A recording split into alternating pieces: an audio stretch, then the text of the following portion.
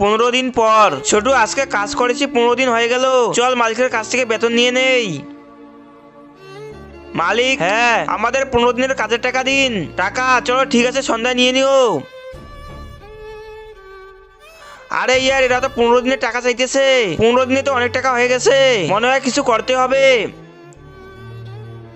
ভাইয়া, মালিক আমাদের 15 দিনে 10,000 টাকা দিবে।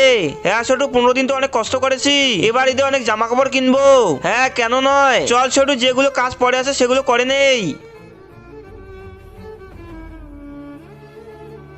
ছোট চল, ইফতারির সময় হয়ে গেছে, চল মালিকের কাছ থেকে টাকা নিয়ে নেই। মালিক টাকা দিন। হ্যাঁ আমি তোমাদের টাকার ব্যবস্থা করেছি, আর ইফতারির সময় হয়ে গেছে, একটা কাজ করো, এখানে রোজা খুলে নাও।